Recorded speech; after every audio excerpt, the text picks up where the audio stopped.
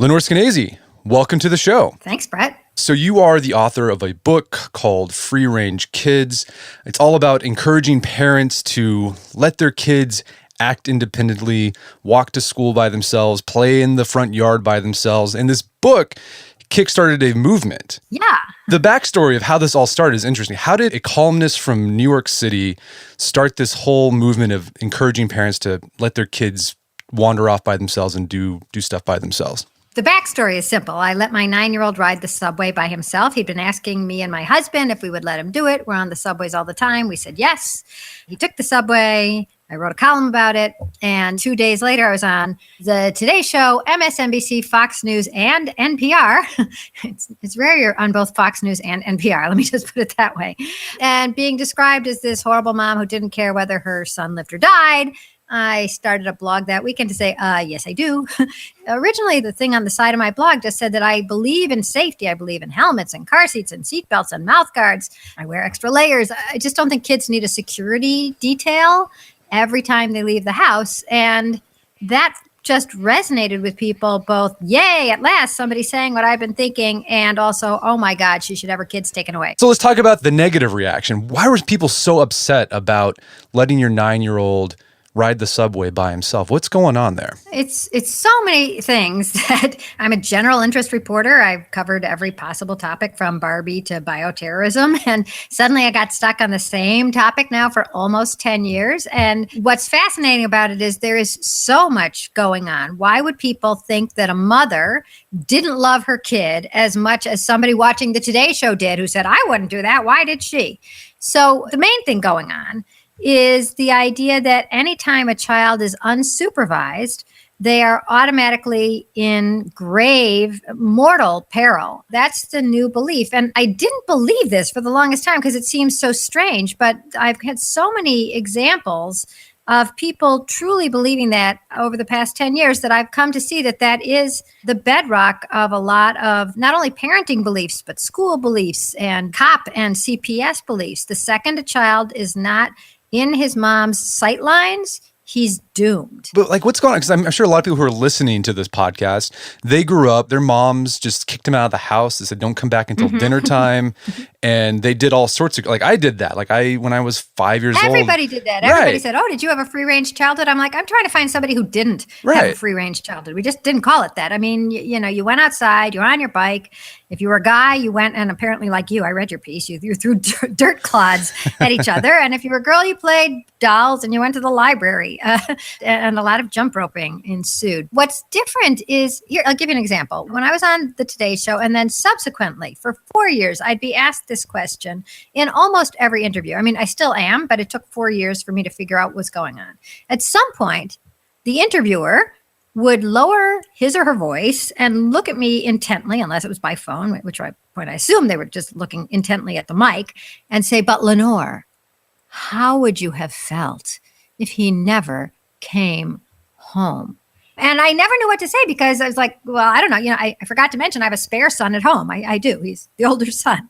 He hadn't asked to go at the subway at age 9. I didn't know what to answer. And finally, I realized why. And it was because that how would you have felt thing is not a question.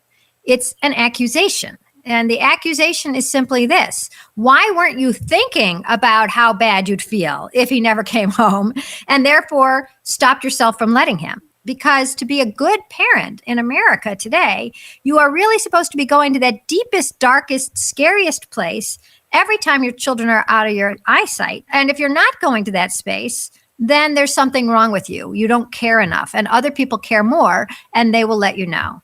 And so I realized the thing that I did that was really out of step was I didn't do what I now call worst first thinking. You go to the worst case scenario first, and you proceed as if it's likely to happen. That's why, and to skip around, that's why so many people are calling 911 the second they see a kid waiting in a car. They could be napping, they could be playing with an iPad, they could be reading, and they're in front of the dry cleaners, and the mother is inside the dry cleaners with her back to the car for 3 seconds while she's picking up the shirts. Maybe she turns around and waves. It doesn't matter. They think that in that short amount of time, the mom is not literally with them. Something terrible is going to happen. They call 911 as if the mother had left her child and set the car on fire.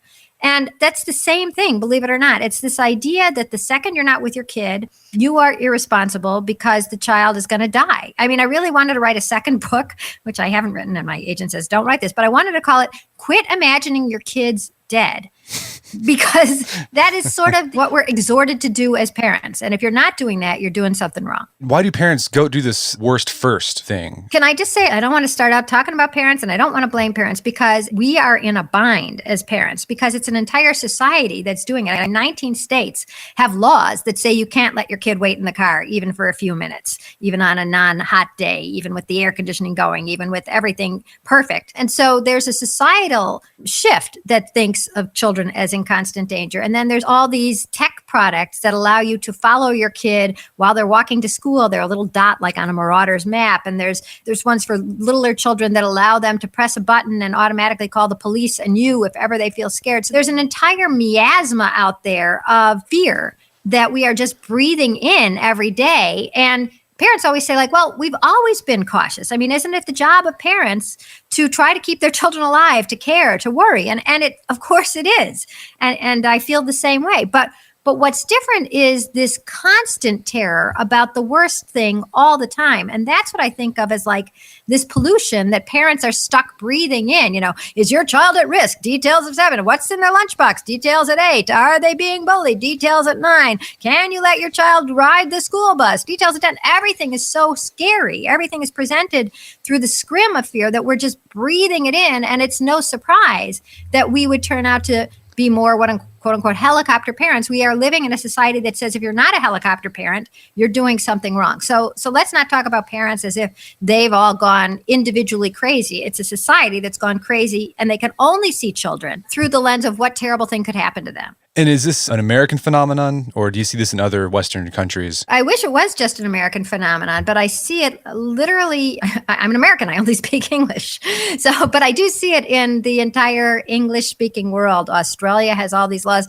Parents get arrested for going in and paying for what they call petrol, we call gas, paying for the gas and letting the kid wait in the car. Oh my God, anything could have happened. And in England, you know, it's the same thing. Parents are arrested or hounded for letting their kids ride their bikes to school. I think it's pretty universal. I don't think it's necessarily in every struggling, developing country, but in the countries that have time, money, and media to spare, it seems really common. You were talking about this society that with this sort of milieu that we're in, bathed in this constant fear. A lot of it's the media, 24-hour news cycle, where anytime a missing child comes up, that becomes the main thing, right? Even though it's very rare. You know, they don't even have to be missing. I don't know if you saw the controversy that was going on 2 weeks ago, and then a week before that, and before that, and before that. People are posting things on Facebook.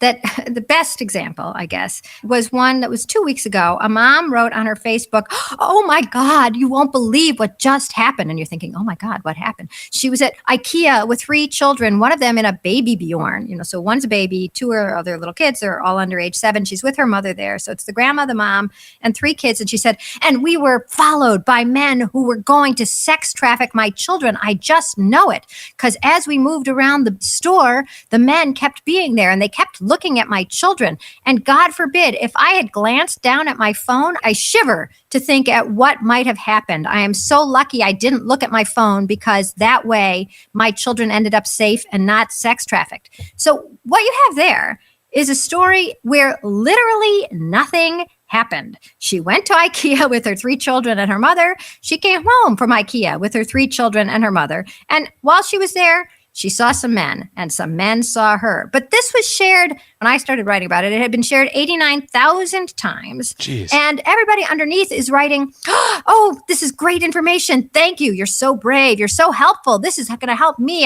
Parents, hold your children a little tighter. I'm like, you can't hold them tighter. One of them was literally strapped to her body, and the 2 others were there with their mom and their grandma in IKEA, where you can't get out. Even if you want to get out, you must go past every sham and every toppling dresser before you get to the meatballs. And yet this was treated as fact.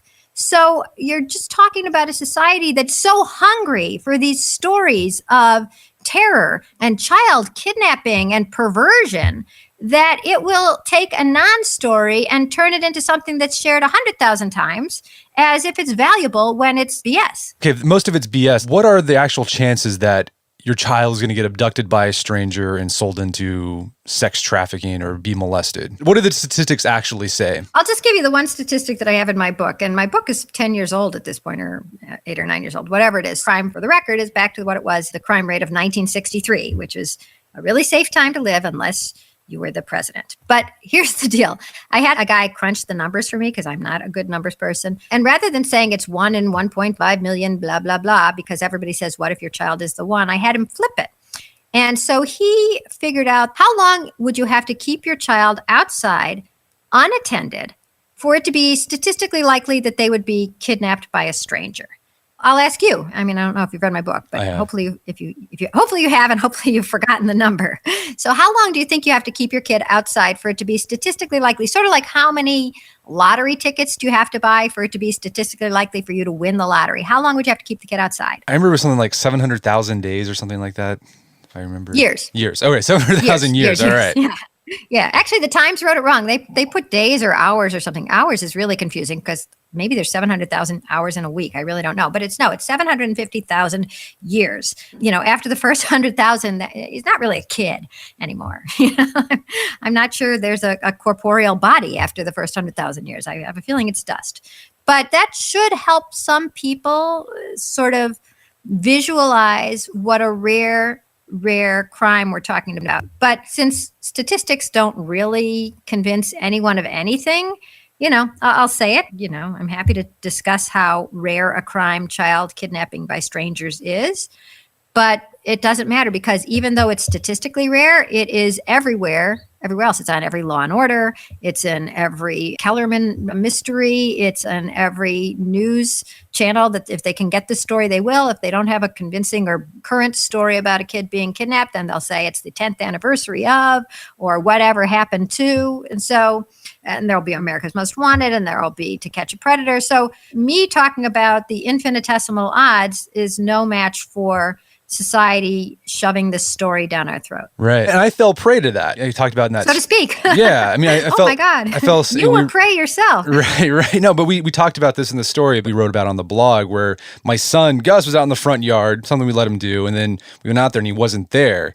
And I immediately, both my wife and I, was like, oh my gosh, someone has kidnapped him. I've done that too. Gosh, here I am, the free range mom, and I let my kid come home. And sometimes the after school activities were when it got dark. 15 minutes, your heart can plunge to places you didn't realize were in your body. I mean, it is terrifying. If you're breathing this stuff in, it's hard not to think that way, because that's what we've been trained to think. That's why when the ladies, and I guess guys, ask me on the TV shows, how would you have felt if you never came home? That's a catechism. That is you being trained to think that way. How would I feel? I was the one who let him play outside, and now he's dead. It's all my fault. And one thing that very much impressed me about your blog post was talking about how it's not just fear, and it's not just the media. It's not just the constant din of these terrible stories that they'll drag up from wherever they can find. It's this idea also of blame, and this idea that if we only paid more close attention, our children would be perfectly safe, so that anytime a child is hurt, it must be because we totally failed. Our fear of that makes us believe that we just can't let our kids go. I mean, it's this belief that we can control our child's fate if we only pay complete and utter attention. And then it's not just complete and utter attention to watching them on the lawn. It's everything they eat and every person they talk to. And if they get on the bus, we should know who they're sitting next to so they're not next to a bully. But there's this belief, I think it's more common actually in highly developed countries. And in fact, people who have done kind of well in life, you start thinking that I am in control. I got myself this good job. I got my education. I have these nice kids. And once you think that you really are master of your fate and of your child's fate, the chances of something going wrong loom even bigger, because you, of all people, should have been able to prevent it. And in that belief comes the need to watch them all the more closely. I don't know if that's making sense. No, yeah. But I think it's the combination of believing you can control everything makes you think you must control everything. And then pretty soon you can't leave anything to chance, which means you can't let your kid out of your sight. That idea of believing you can control everything, I mean, that's kind of crazy. I mean, it is sort of insane to think that. It is insane. I was growing up, you'd laugh at people who had delusions that they were God or something like that. But now we really think about what we can do. With technology, we can check every text our kids ever sent, check every email, look at every Instagram, hear every conversation. We can watch them through whatever it is, tagging them and watching where they go on a map. You can get in touch with them by calling them, or if not them, you have their friend's number or their brother's number and you call them. So there's actually an app that I can't remember if it's on Indiegogo or if it already exists, where you can match up how much and what your child ate that day. I guess maybe they have to input it, or maybe the thing listens to the crunching in your kid's mouth. I have no idea. It also compares it to how much activity they've gotten, because of course with a Fitbit built into every phone, then you know how many steps they've taken and how many stairs they've climbed. And they're trying to tell you that you can tinker with your child. Oh, look, today they ate 17 more potato chips than they walked. And so then you can press a button and make your kid, hey, kid, before you come home today, or in fact, while you're inside today, so I know you're safe, you must do 17 more steps so that it balances out. So you're treating your kid almost like a robot or an app. I mean, that you can tinker with. You can always be watching it. You can fix it if there's something wrong. It's not the old parental thing where you sort of try to teach them some lessons and then you're delighted when you find out that a few of them stuck. It's constant supervision. And what's funny, though, is we think we can do all these things to help our kids, not just be safe, but be awesome, right? Be super smart, super athletic. But the research shows that your kid's going to turn out the way he's going to turn out. And your input as a parent, it has an effect, but not as big as you think it's going to have. Yeah. There's a great book that came out, maybe 20 years ago, called The Nurture Assumption, about how we assume that it's our nurture that creates our kids. And there's always these fantastic stories of twins. And my favorite one from this book was about identical twins separated at birth. One was raised in Trinidad to Jewish parents, and one was raised in Germany to Catholic parents. And when they finally met up, God knows how, they looked at each other and they were both wearing aviator glasses. They both had epaulettes, those little things on your shoulders that look like sort of military decorations. They both read magazines starting at the back, going to the front, and they both flushed the toilet before they went to the toilet. And so you wonder, gee, do we think that both sets of parents did exactly these things? Or was this somehow pre-programmed? And I think that you're right. A lot of what we think of as our input on children is really just pre-programmed. So that idea should release some parental anxiety. I think a lot of parents are freaking out about, I got to get my kid into this preschool. I got to have them watch Baby Einstein or whatever they're doing nowadays. So they're super smart. Yeah, I wish parents would cut themselves a ton of slack, because we are in a society that is cutting them zero slack at all. What was I writing about yesterday? There was this horrible story in Atlanta. A kid wandered, it was at this rotating restaurant at the top of a tower. A 5-year-old wandered. Everybody agrees it was a couple of feet from his parents, and somehow he got caught in the rotating mechanism and he died. It was just a tragic story. The restaurant has been around for over 35 years. This was the first and only time something like this happened. And I looked at the first 5 comments on the Yahoo version of this story. And the first one was, parents, watch your kids. And the second one was, what lazy parents. I bet they were looking at their phones. And the third one was, this is what happens when you don't watch your kids. I would never let my kids out of my sight. Fourth one was, excuse me, these people just experienced a tragedy. Could we cut them a little slack? And the fifth one was, I never let my kids out of my sight. What were these parents thinking? So there's not a lot of slack that parents are allowed to partake of these days. Everybody has an opinion. Everybody thinks you're doing it wrong. Everybody thinks that there's no such thing as an accident. It all has to do with negligence, usually parental negligence. And that's why parents think that they must and they can control everything, because they're told that they can, that this was not a horrible accident. I told people, just believe in something else. Believe in God, or believe in fate or luck, but don't believe that parents control everything. No human controls everything, but we're told we do. Yeah, I mean, that brings up an interesting point, because I think a lot of parents, they want to encourage their kids to be these free-range kids, do things outside of their sight, but they're not so much afraid of the kids getting hurt or abducted or whatever. They're afraid that they're going to be the next social media story where they're just being publicly shamed. Well, let me tell you, as a social media story, the social media story is one part of the equation. And the other part of the equation is that if somebody sees their kid outside unattended, because we all have cell phones, I mean, cell phones have such an interesting impact on parenting in this weird way. People who see a kid walking alone might think, oh, that's a little unusual now. But if they had to wait till they got home and picked up the phone and remembered to call the police, they would forget.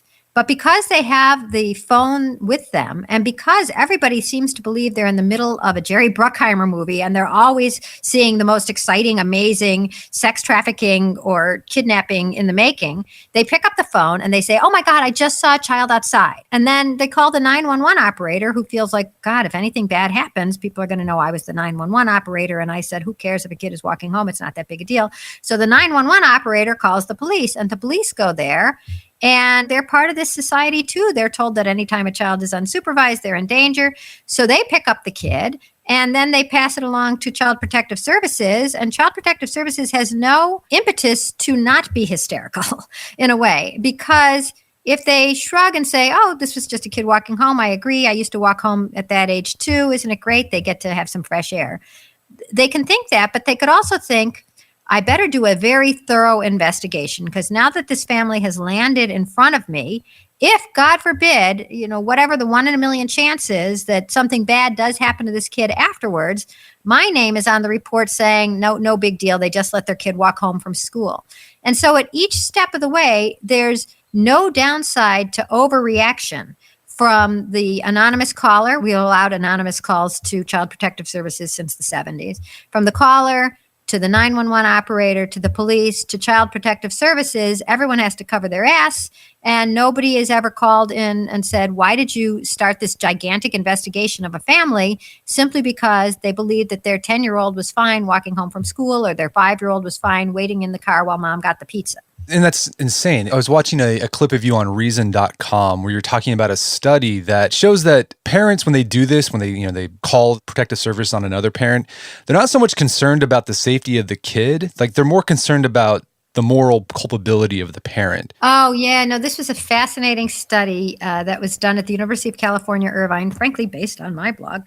And what they were interested in is, how come we keep arresting parents for putting their children in literally almost non-existent danger when a kid is waiting a few minutes in a car, and it's not a kid waiting in the IBM parking lot where you can reasonably assume that somebody went into work and forgot the child, which is how kids die. But when the kid is in front of, the post office or the library.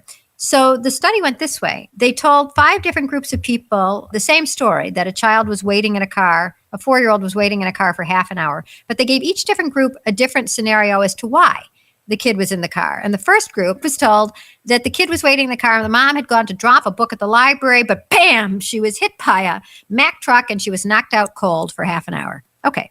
Second group is told that the mom had to do some work, something for her work. Third group is told she was exercising. Fourth group, she's volunteering. And fifth group, that she spent that half an hour meeting up with her lover. And then they asked these groups, 5 groups, how much danger they thought that the child was in that half hour. And the most common answer was 10 on a scale of 1 to 10. No matter what, more people than anything else thought that the child was in complete and utter danger the entire time.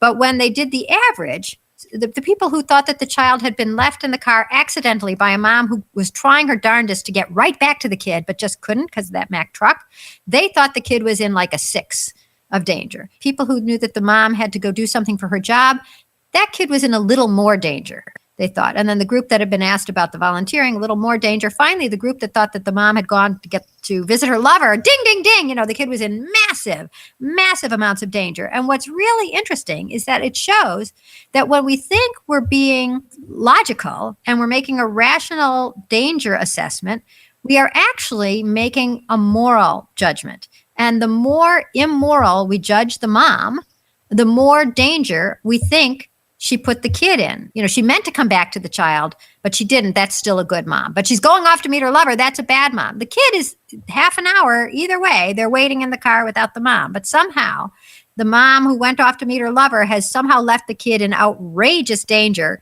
compared to the mom who was going to turn right around and come right back to the car. An interesting corollary to that study is they did the same study, but a smaller sampling, asking those same 5 situations, but asking a guy, a dad, had been hit by the Mack truck, had to do something for work, blah, blah, blah, went to meet his lover. And for the male, the danger that people thought the child was in when the dad was hit by a truck or when the dad went to work was exactly the same. So in other words, for dads, whether they're knocked out cold or work, work is something that they must do. They have no choice. But for women, even women who had to do something for work, it was automatically people started perceiving a little more danger, because why is she working instead of constantly keeping her eyes every single second on her child? Which is why one of the things I try to point out about this model that we've been sold on, this helicopter hovering constant supervision model of parenting that no generation has ever had to do until now, is I think of it as a backdoor way of getting at anti-feminism, because nobody is saying, oh, women can't work. They should be home watching children. They've got a God-given job to do, and that is just to be a mother and a caregiver. Nobody says it that way. But they do say, okay, you're out of work, you get home at 6, you pick up the kids, you go to the dry cleaner, you must take the triplets out of their car seats and drag them into the dry cleaner. Then you have to get them each a lollipop. Then you have to take the lollipop away because it's right before dinner. Then you have to put them back in the car seats, take off their snowsuits because you're not allowed to wear a coat in a car seat, and then strap them all back in, and then get them back home and then take them all out again. And nobody has said you're not allowed to have a moment's free time. That'll teach you to work. But we've said it's for the safety of our precious children. And somehow for the safety of our precious children, mothers are spending hours and hours. I think the number is actually 9 hours more per week. That's one whole working day more per week supervising their children than they did back when moms weren't working, or when fewer moms were working in the 70s. Right. So it seems like it's a way we're kind of guilting people into, oh, you're not spending that much time with your kids, so you got to spend more time with them and make it more arduous for you. Right. It's not like it's this fun time. It's a lot of schlepping. Right. So if parents shouldn't worry about their kids getting abducted or hit by cars if they're walking home and things like that, like what are some things that parents should genuinely be concerned about when it comes to their kids' safety? Well, I'm concerned about some of the things that really are rising, diabetes and depression, possibly obesity, although I keep seeing conflicting reports on that. And those are things that happen when kids don't have free time. When kids have free, unsupervised time and they can go outside, and there are other kids who are getting free, unsupervised time that they can play with, then they get fresh air, they get their yayas out, they figure out something that literally interests them, whether it's making a fort, or I spent hours, I don't know why, looking for 4-leaf clovers. I mean, there's something that they can fall into that they love, that teaches them focus, or that's a group activity and it teaches them how to get along with each other and how to compromise and how to hold themselves together even if they're frustrated, because that way the game can continue. I thought the ball was in, you thought the ball was out, but I want to keep playing. So I just okay, ball's out, and then we keep playing. So when we're taking all those opportunities away from our kids because we're replacing them with structured, supervised activities that we think are safer, I think we're making our kids less safe in terms of growing up. I mean, in play, you get so many life lessons that are going to help you in terms of getting along with people, in terms of learning how to, in Little League, you learn how to hit the ball, but in a sandlot game, you learn how to throw the ball a little easier to the kid who's kind of klutzy, and you can practice doing it a goofy way because nobody's counting it. It's not towards the Little League championships. You can be creative.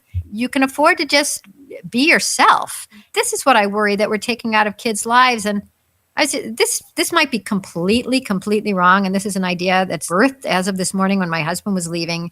And he was talking about some of the people he worked with. They're all very foodies. It's a millennial thing to be a foodie, which I can understand. But he felt that they didn't have a lot of other interests. And I worry that you don't give kids the time to fall into chemistry, or to really love origami, or to make things, or to write little stories. If they don't have any of that free time, I'm not sure they end up fully developing. So I do worry about that. And I think it's interesting too, you mentioned that by trying to protect our kids all the time, we're actually making them less safe. They don't know how to trust themselves or how to handle themselves when they're actually on their own, like when they're 18 and out on the real world by themselves, like they don't know how to handle themselves. Well, everything takes practice. And if there's an adult at the game, the adult will declare the teams, and the adult will decide if the ball is in or out. And the adult will tell you, you have to go to the end of the line or whatever. But when it's just kids, Peter Gray is one of my heroes. He wrote a book called Free to Learn, and my God, interview him. He's so wonderful. But he points out that in adult-led activities, the adults are the adults, right? But when there's no adults around, the kids learn how to be adults. They learn how to keep the game going. They learn how to teach the game. And if we keep taking those opportunities away from them because we want them to be in something structured, because first of all, we think they'll get better at the thing, and they probably will get better at whatever is being taught, like literally how to kick the ball, but they don't get better at organizing their friends and coming up with something to do. So one idea that Peter and I had together that is so simple that I would like people to consider doing is, since it's hard to find other kids playing outside these days, that's why people call 911 when they see a kid outside. It's like seeing a lemur escape from the zoo. It's like, what's it doing out there? Why not after school, when there are all sorts of scheduled activities that your kids could go to, whether it's soccer or Mandarin or piano, have the school leave the gym open and the playground open, and maybe put some boxes out there to build things with, or some balls, jump ropes. And I guess for legal purposes, you have to have some adult in the corner with the EpiPen. but other than that, have that person standing back. And here's a chance for kids to finally have a quorum of other kids, mixed ages. Mixed ages are great to play together because when you're only with kids of your exact same age, it's a little more competitive. But if you're there with a younger kid, you turn a little softer and you teach that kid. And if you're there with an older kid, you want to be the older kid. So you learn how to be a little bit more mature. So you have mixed age kids together with no agenda, no adult calling the shots, and time. So you have the critical mass of kids, and you have a place for them to be together. And if you don't pick them up till 6, it's great for the working parent. There's a place for the children to be. And it's a sort of facsimile of what our childhoods were, which was time after school that just happened to be outside in the neighborhood and not at the playground. That's a great idea. I love that. I have 2 other important ideas that I'm trying to spread if you're game. Yeah. Spread them more. I want to Okay. hear. One is to make sure that parents do not feel like, I'd love to send my kid outside, but what if I get arrested for negligence? I'm trying to get towns and states, either or, to pass the Free Range Kids Bill of Rights, which is 1 sentence long.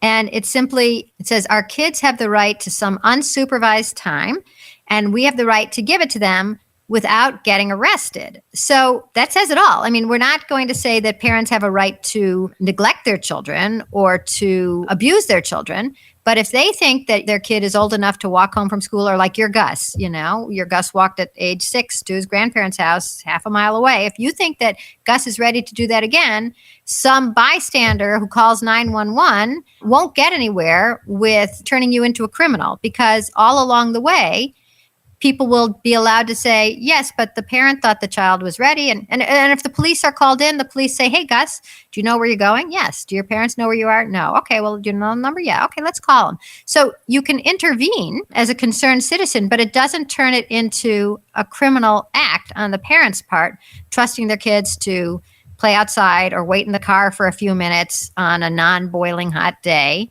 or come home as a latchkey kid. So the Bill of Rights is not saying you have the right to neglect or abuse your kid. It just says you have the right to trust your kid, and we believe that you know your kid better than we do because you're the parent. So the Free Range Kids Bill of Rights is actually on my site. If you go to freerangekids.com, at the top there's a little tab. It says FRK, Free Range Kids Bill of Rights. Do you want to hear the other thing? Yeah, of course. Quickly, the other thing is just the Free Range Kids, and you can change the name. I'm not, completely, megalomania about this. But the Free Range Kids project at schools is the teacher telling the kids in her class, go home today and ask your parents if there's one thing that you feel you're ready to do, if you can do it, okay, that maybe you haven't done yet for one reason or another. It could be walk the dog, make dinner for the family, go run an errand, pick up your brother from school, whatever it is. And because the school endorses it, and because it's a one-shot deal, right? Parents who let their kids walk once don't have to necessarily let them do it again. The parents usually say yes. And from what I've seen, it's only a handful of schools that have done this yet, but it is a screaming success. It is so amazing to me how outlandishly proud parents are when the kid comes back and they're bringing home the milk, or they made the dinner, or they went and got themselves home. The parents are at least as excited as the kids. And even though it is this one-shot deal, the simple fact of the matter is once you see your kid walk, you don't want them to go back to crawling. You don't say, well, look, she's taking her first steps. Now go back to crawling. It's the same thing when your kid runs an errand for you. You don't say, well, that was great. Never again. You say, okay. And by the way, could you tomorrow, go to grandma's house or whatever. So it's easy. It's free. It takes no time at all. I do a lot of speaking. I speak at a lot of schools. And sometimes I speak to the kids at the school too. And the kids are wildly excited about doing this project. So it gives them freedom, and it shows them that their parents aren't just worried about them. It shows them that their parents have a little bit of belief in them, that they're willing to say, okay, you are old enough to ride your bike to your friend's house today, even though I haven't let you do that till now. That's awesome. Well, Lenore, this has been a great conversation. You mentioned people can find out more information about your work at freerangekids.com. Is that right? You bet. Book, blog, Twitter feed, speeches, everything is at freerangekids.com. Awesome. Well, Lenore Skenazy, thank you so much for your time. It's been a pleasure. Oh, thank you, Brett. And thank you for your essay. I thought that your part about control was really illuminating for me, and that's why I reread it. It was great. Well, thank you so much. My guest today was Lenore Skenazy. She's the author of the book Free Range Kids. It's available on Amazon.com and bookstores everywhere. Also, check out our website, freerangekids.com, where you can find updates about crazy stuff that's going on, parents getting in trouble for letting their kids be kids, as well as some resources that you can use in your community to encourage unsupervised play with your kiddos. Also, check out our show notes at aom.is/freerangekids, where you can find links to resources where you can delve deeper into this topic.